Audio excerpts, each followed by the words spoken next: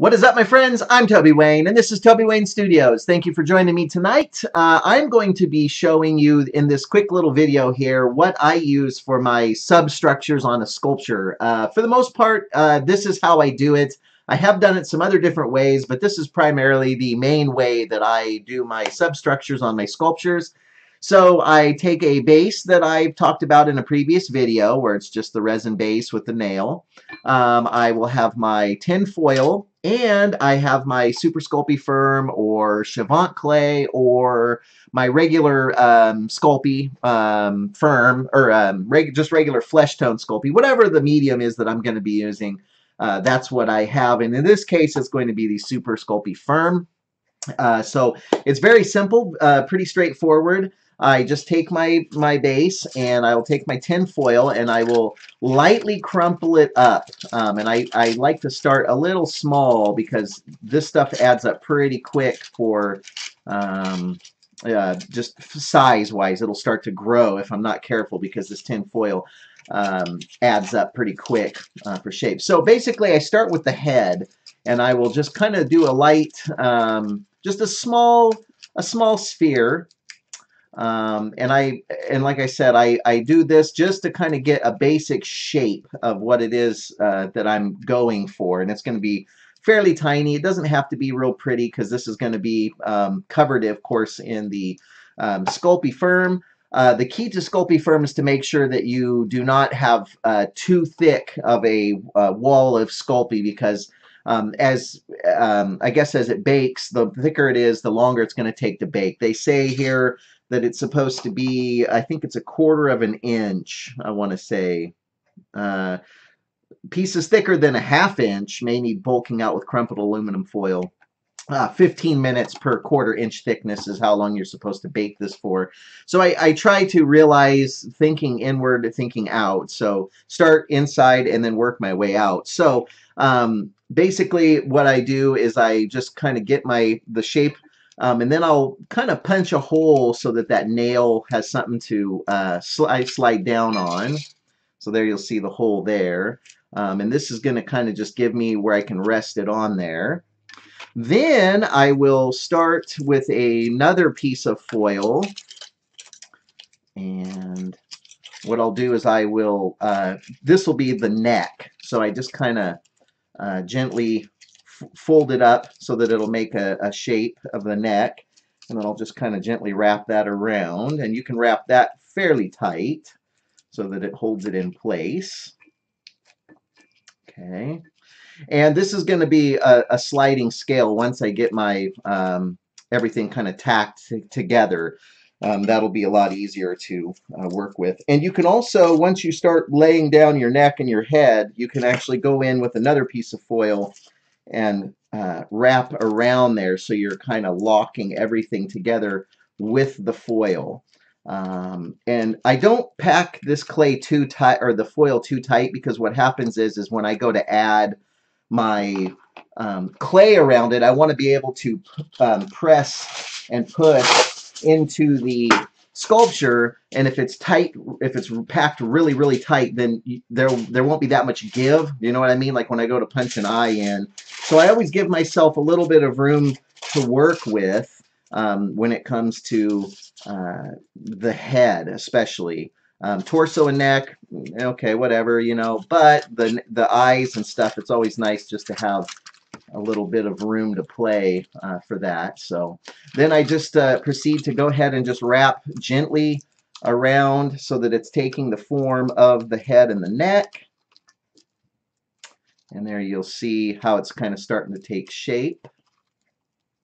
And again, like I said, the tin foil will act as a filler and a sliding scale here, so you can adjust the height of it. So I can go ahead and work if I want to go. Just remember though, the closer you get to the top, the less secure that you're going to have underneath there.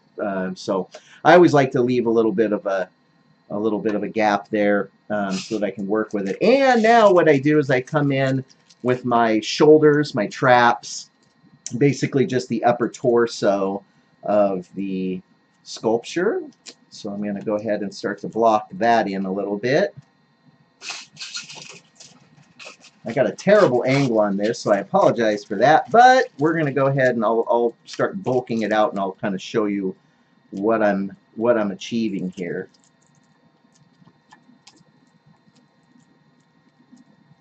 So there you see how it's starting to take the shape of a bust.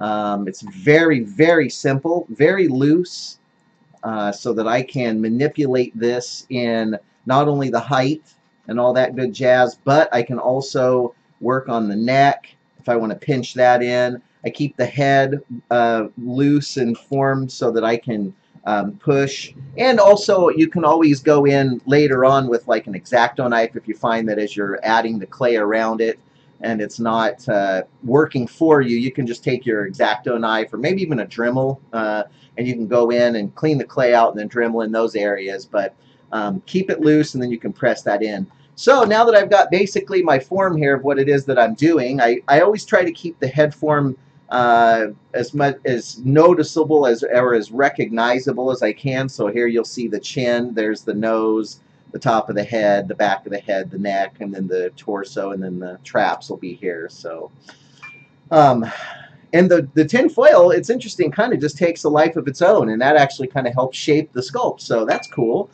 So anyway, then I'll take my Super Sculpey, and I have a piece of clay, you know, that's already been worked out, but I just thin that out, and some people run it through maybe a pasta maker, like a flattener or whatever, but I just do it with my bare hands and crush it. Gives good strength to the arms and hands. And then you can just flatten this stuff out, and basically you're making your skin. Some people will actually sculpt in muscles first and then do a real thin layer of the Super Sculpey and then lay that over the top. Whatever works best for you. I find I just like to just lay the skin down over it. And I pretty much have an idea of what I'm going to do with this piece, but we'll see once it starts taking shape. So from here, you just, and this is nice too, I wanted to say, once you have the base and you have your tinfoil filler on there and everything's connected together, this actually just slides right off. So it makes for ease for, because I don't like to bake the resin and all that in the oven, what I'll do is I'll just get a block of wood with the same size nail, and I'll drive that in there, and then I can slide the sculpture onto the wooden base. Oh, now it's gonna, okay, so now it's gonna want to make me look like a total jackass and fall apart on me. That's great. What a professional I am. Anyway, yeah, so basically it transfers over. I just lock that back into place. We'll pretend that didn't happen. Take two. So anyway, yeah, basically it'll transfer back and forth, and all will be as planned. So basically now what I'm going to do is I'm just going to go in and I'm going to start applying my clay to my model here. So there's my neck and my start of my torso. I'm going to go on to the back half here. I'm going to just press this in and kind of start locking things around. And it's just important to get a good layer of clay on there so that you can get a good solid lock of your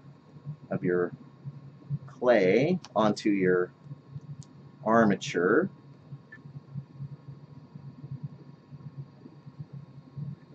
So, okay, so now I'm going to hit up the face.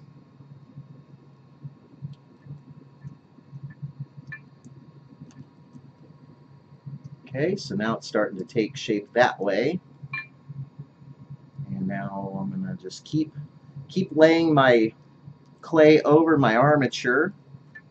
And like I said, once this clay gets put on this armature, that tin foil is not going to fall apart on you. So, and I'm pretty sparing on this armature here to start, because I don't want to bulk it up too much. I want to keep it nice and thin but covered and protected. And then I can go back in and add all my added details such as noses, brows, neck, muscles, chest, whatever it is that I'm going to be bulking onto it. And I'm keeping in mind I don't want to make this thing too thick, because the thicker it is, the longer it's going to take to bake. I always bake my sculptures for roughly an hour, somewhere in there. You can even turn it down a little bit per the instructions and leave it in the oven for like 2 hours. But I find that that's ample. With this clay being a nice thin layer, you don't have to worry too much about that. So I'm not scared.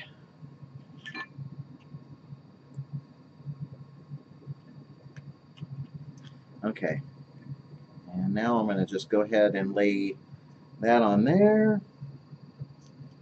Okay, so you can see that it started to take its own shape here. So now what I'm going to do is I'm going to come in with a sculpting tool, and I'm just going to go ahead and use this little wooden or the metal spatula part of this, and I'm just going to start to blend that clay together. I'm going to do this in a very quick manner. I should also mention that it is possible to once you get this to the point where you like it and you don't want this to be moving around on you, you can easily go in with some very sharp toothpicks or even thicker metal wire, and you can actually slide this from the head into the neck and or torso section here, and that will really stabilize that position of the head however you want it. If you want to play around with it first and then just angle it however you want, and then once you find that position that you really like pose wise for your head movements, then you can bend it, twist it, move it, and then apply your toothpicks to it to lock it into place. And I find that helps to really lock everything down and keeps everything from moving around on you. So I'm going to go ahead and still just blend this in real quick.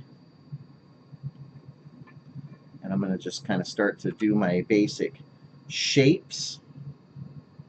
And you'll see some tin foil popping through, and that's where it's, if you have it nice and loose and not packed as tight as it'll go, then you can just take and gently press that in and it just sinks right in, and then you can smooth things over. And you can do that when you're inserting your eyes or your mouth or whatever it is that you're making indentions on.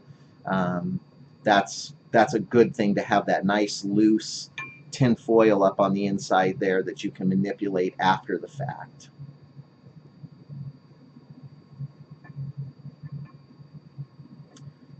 Okay.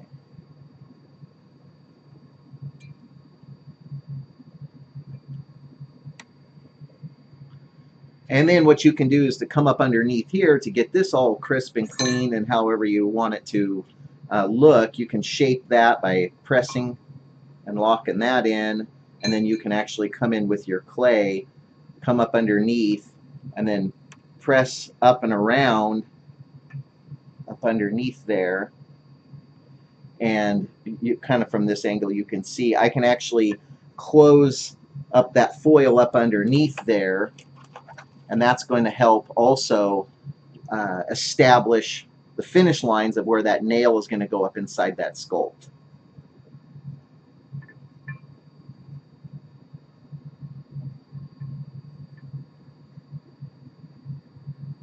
And this is again a very, very basic rough blocking in. This is just going to establish my finish lines of what I want. And also what I want to say is I can come back in once this is baked and all that good stuff. I can come back in and actually Dremel this down, shape this however I want, then re-add to it and then refire it. That's the beauty of this Super Sculpey, is this stuff is easily re-added to, and you can, if you're not happy with something, Dremel it off and re-sculpt it. So it's pretty awesome stuff. And what I'm going to do is I had a special one set aside for my Super Sculpey, but it doesn't appear that I've got a a tool here for my smoothing agents, my rake, if you will. Well, I'm just really unprepared tonight, folks. I really apologize for that. Let me try to clean this off here as best I can with what I got. And here I'm just trying to take this excess clay off. And this is why it's good to have different tools for different clays. So, not that this is going to really make that big of a deal, but I want to make sure I don't have any Chavant clay, if it's at all possible, on there while I'm working with my Super Sculpey. All right. So basically, you come in with your tool, and then from here, you can actually just start to do your shaping of what it is, whatever shapes you want to go. If you want to go human, start putting in your noses, your mouth, your eye line, your forehead, your neck, your traps, neck, all that good stuff.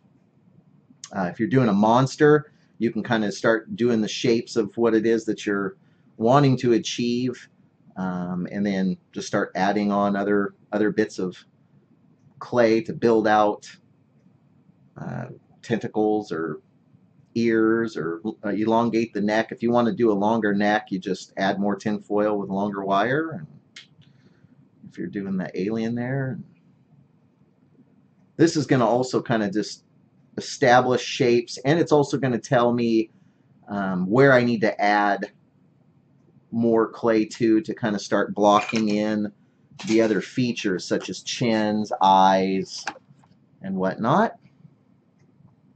So I can actually come in with my chin and start to add blocking those in.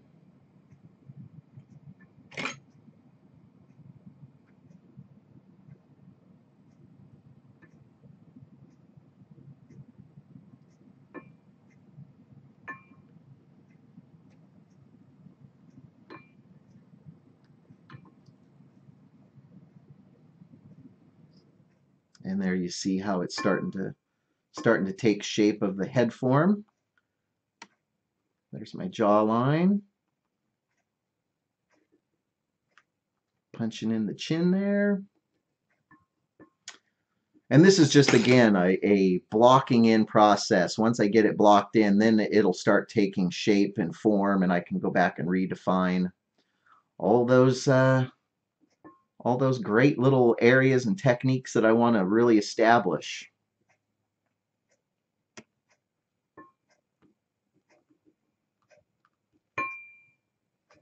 Yeah. So it looks pretty rough right now, but it'll start to pick up. And what I'll do is I'll shoot more videos, because like I said, I have a pretty good idea of what I want to do with this one. So also in this stage, I should say, I'm always thinking about the molding processes as well. If I am going to do a one-off, or if I'm going to be doing a molded piece in this stage, I'm thinking, okay, well, how is this going to be molded? What am I going to do to make this the best mold possible? And in this case, I am wanting to mold this one, so I'm already thinking about placement of the sprue of where the resin is going to pour in the mold and how that's going to work. And that's going to be pretty simple. I'm just going to wax or sculpt this down, do a nice little finish line here somewhere. And then what I'll do is I'll probably maybe either make a base for it straight up like that and just mold the whole thing, or I'll just do kind of a wider base just straight down, and I'll flare out those edges, and then I can pour my resin in and do a rotocast.